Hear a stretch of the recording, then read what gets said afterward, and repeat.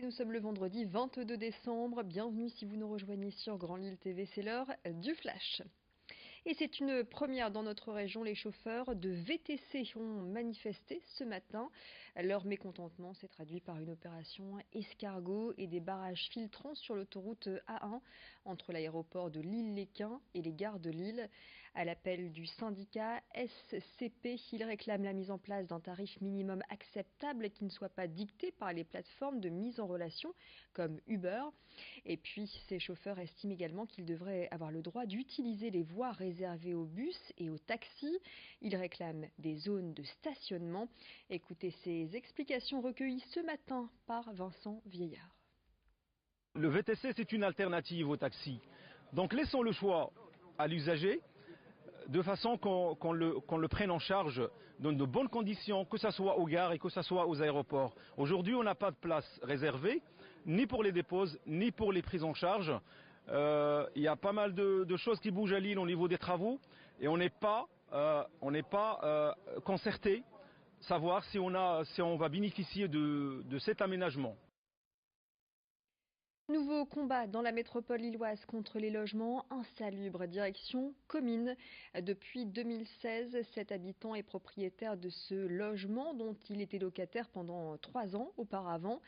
Dans l'entrée, des taches d'humidité persistent et certaines mesurent jusqu'à 1 mètre de haut. Après une expertise réalisée et des travaux effectués au niveau des toilettes, les fuites persistent. Le propriétaire soutenu par l'association CLCV, Consommation, Logement et Cadre de Vie, se dit abandonné par son ancien bailleur. Il s'est confié à Vincent Vieillard. Le problème pour moi il est le même depuis l'arrivée de cette fuite au bout d'une semaine. Donc je crois que Partenaire malheureusement a essayé de laisser traîner en sachant que j'allais lever l'option d'achat de la maison, en sachant que c'est une maison en location-accession. Donc moi j'étais locataire pendant 1 an et demi et depuis je suis propriétaire. Et depuis le premier jour où j'étais propriétaire, Partenaire, où j'avais des contacts là-bas, ils m'ont laissé tomber et puis voilà quoi. Et en gros ils m'ont dit bah maintenant vous vous débrouillez, c'est plus notre problème quoi. En cette période d'hiver, se chauffer peut rapidement faire grimper la facture de gaz ou d'électricité. Faut-il couper sa chaudière en son absence? À quelle température doit-on régler son thermostat? Autant de questions que se posent les consommateurs. Alors pour éviter la surconsommation et des factures qui explosent, il existe des petits gestes. Soutenus par la MEL, la métropole européenne de Lille, la Maison de l'Habitat Durable à Lille répond à toutes vos questions pour mieux consommer les énergies de votre logement. Quelques conseils au micro de Xavier Silly. Contrairement aux idées reçues, il ne faut pas couper la chaudière lors de longues absences.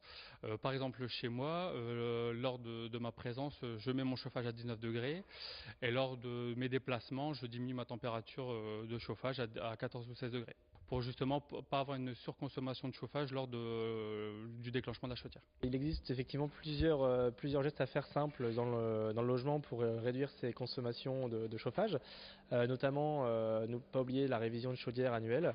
Ensuite, on peut également poser des panneaux réflecteurs à base d'aluminium qu'on pose derrière le radiateur afin de pouvoir refléter la chaleur vers le logement et pas vers l'extérieur du logement. Ne pas couvrir les radiateurs, c'est important. Ne pas oublier également de fermer ses volets ou rideaux, mais également la pose d'un programmateur de chauffage ou des robinets thermostatiques pour pouvoir permettre une régulation plus intéressante et plus facile du chauffage et de la température dans le logement. Moi, ce que je vous conseille pour du coup limiter les dépenses énergétiques, c'est de faire l'isolation de votre maison. La toiture, c'est celle qui est la plus importante parce qu'on considère qu'il y a à peu près 30% de déperdition d'énergie au niveau de la toiture. Et donc, c'est de mettre cette couche qui va empêcher la chaleur de sortir en hiver ou la chaleur de rentrer en été.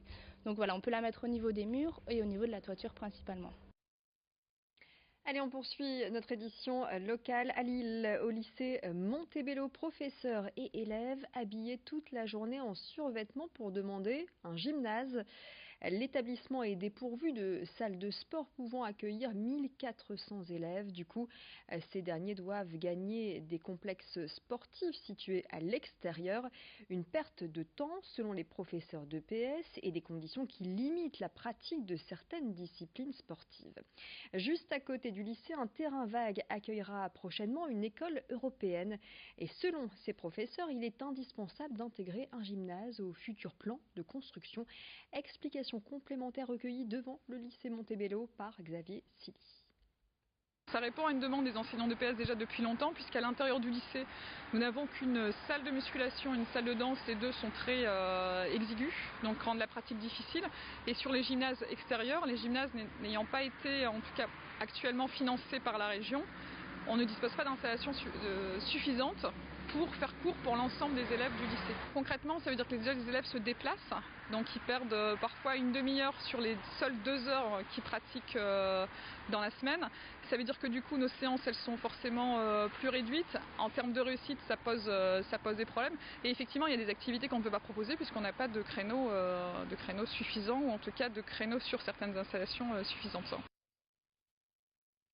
À 2 jours du réveillon de Noël, les Pères Noël verts du Secours populaire ont déjà distribué 19 000 paniers repas, des paniers à destination des familles les plus modestes pour pouvoir passer ces prochains jours autour d'un repas de fête.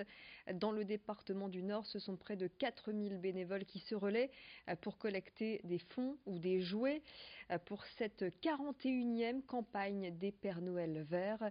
Ce matin, nous étions à Halluin où ce sont 250 familles hébergées dans des hôtels qui ont reçu des paniers réveillon.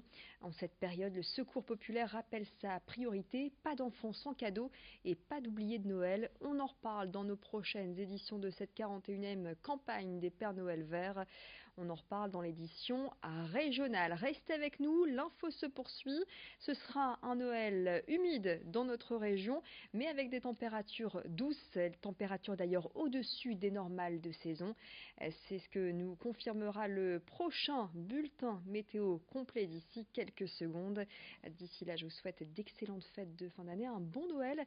Restez avec nous, l'actualité continue sur Grand Lille TV.